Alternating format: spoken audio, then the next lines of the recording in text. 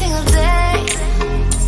I'm gonna make something great.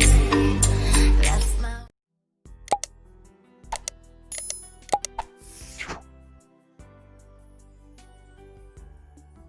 ደህና ናችሁ የዩቲዩብ ቤተሰቦቼ ዛሬ ደግሞ በጾም ጊዜ እንዴት ለቁርስም ለምሳም ለራትም የሚሆን እንዴት አድርገን ፕሮቲንን የሚተካ ስጋን የሚተካ ምግቦችን ለሰውነታችን ጠቃሚ የሆነ ነገር መስራት እንደምንችል ያው ሁሉም ሰው ያውቀዋል ግን ይሄንን የጣሳውን ባቄላ ሳንጠቀም ከስክራች እንዴት ሰርተን የተመጣጠነ ነገር መብላት እንደምንችል ለማሳየት ነው ይሄ ባቄላ ነው ከ8 እስከ 12 ሰዓት ዘፍዝፌዋለሁ ሎሚ አድርጌበታለሁ ሎሚ ያደረኩበት ምንድነው ያለውን የፕሮቲኑን ያለውን ጠቃሚ ነገሮችን ኪፕ ያደርግልናል እና ለዛ ነው ሎሚ ማብሬ ያደረኩበት እና በቃ ስቴፕ ባይ ስቴፕ እንግዲህ ያሳያቸዋለሁ ይሄንን አሁን ቀቅየው ምንድነው ዘፍዝፌው ያደርኩት ባቄላ ነው between 8 ሰዓት እስከ 12 ሰዓት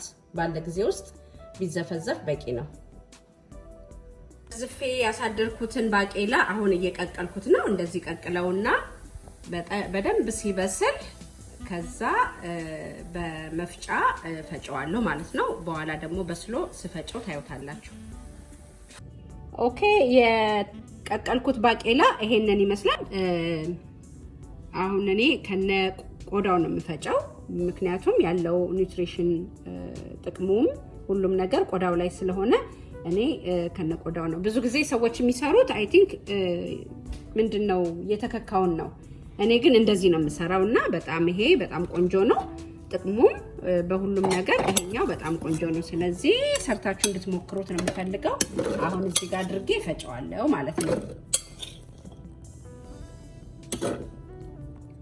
ኦኬ አሁን እንደዚህ አድርገን ከዛ መፍጨት እንጀምራለን ማለት ነው ይሄው እንደዚህ ነው መሆን ያለበት በጣም መድቀቅ የለበትም በቃ ትንሽ እህልነቱ መታየት አለበት ማለት ኦኬ አሁን የፈጨሁት ባቄላ ይሄው ይሄንን ይመስላል የሚያስፈልጉን ነገሮች እዚህ ጋር አሉ በሙሉ ይሄው የተፈጨው ባቄላ ያስፈልገናል ይሄ በርበሬ ነው እንደዚህ ደቀቅ ያለ በርበሬ ይሄ ደግሞ ብላክ ፔፐር ነው ቁንዶ በርበሬ ይሄ ኮሰረት ነው ኮሰረት ያደረኩበት ጣዕሙ ትንሽ የቅቤ ጣዕም እንዲያመጣ ብዬ ነው ይሄ ደግሞ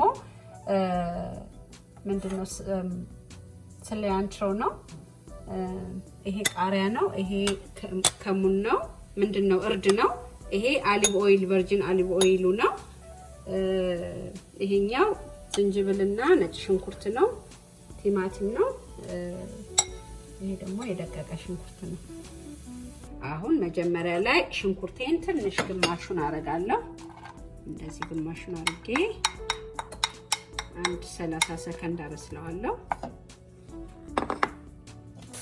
አሁን እንደዚህ አድርገን ዘይት እናረጋለን ዘይት በደንብ ነው የሚያስፈልገን ሜቢ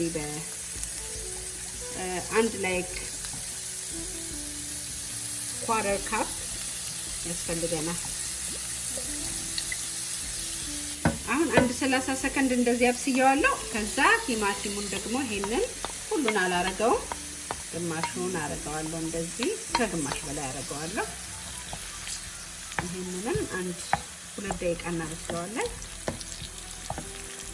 ኦኬ አንድ 2 ደቂቃ ካበሰልን በኋላ ይሄ እንደ ምርጫችሁ ነው በርበሬ ማረግ ትችላላችሁ እንዲያቃጥል ማትፈልጉ ከሆነ ደግሞ አለማረግም ትችላላችሁ እኔ ያው ስለሚያቃጥል ስለምፈልግ ነው ይሄንን ስለዚህ አንድ 30 ሰከንድ እናበስለዋለን ኦኬ አሁን ይሄ ዝንጅብልና ነጭ ሽንኩርት ነው እሱን እንጨምራለን ኦኬ አሁን ትንሽ ውሃ ጨምራለሁ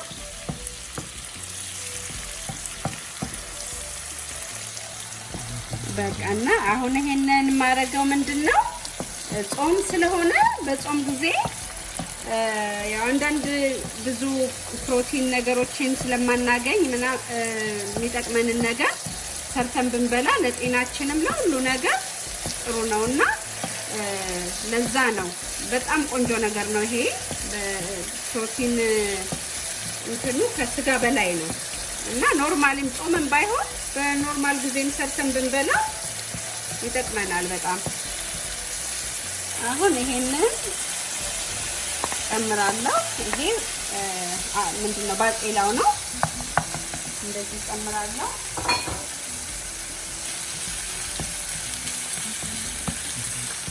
ከዛ ለ4 ለ5 ደቂቃ በስለውና ደግሞ እናየዋለን።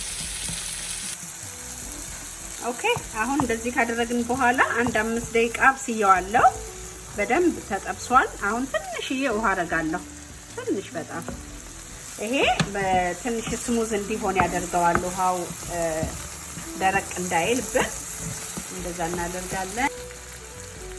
ይሄ ብላክ ፔፐር ነው፣ ቁንዶ በርበሬ ነው። ይሄ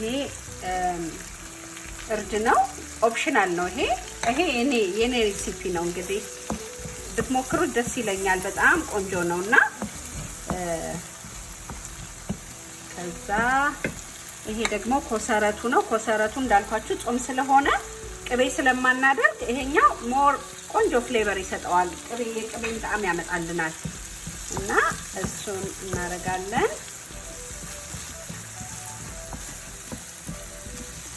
ኦኬ አሁን እንደዚህ ጨው ጨምራለሁ። ያው ሁሉን ነገር የምትጠቀሙትን እንደ ብዛቱ ነው የምትጠቀሙት። ብዙ ከሆነ ጨውንም ሁሉንም በብዛቱ መጠን ነው የምታደርጉት እና እንደዛ ነው። አሁን ትንሽ ቃሪያ እናደርጋለን። በቃ ከዚህ በኋላ 1 ደቂቃ ብቻ ነው ማበስለው። ኦኬ አሁን እንደዚህ ጨርሻለሁ። ከዛ ሳህን ላይ ያረገውና አብረን እንቀምሳለን ማለት ነው።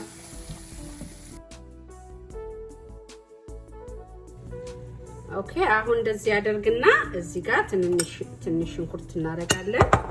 ትንሽ ቃሪያ ከላይ እናረግበታለን እንደዚህ። ከዛ ትንሽ ቲማቲም ከላይ እናረጋለን።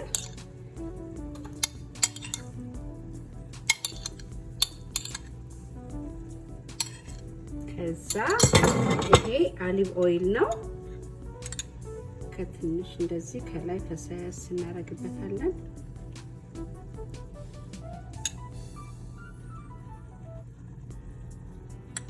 ከዛ ወደ ገበታ እንሄዳለን ማለት ነው።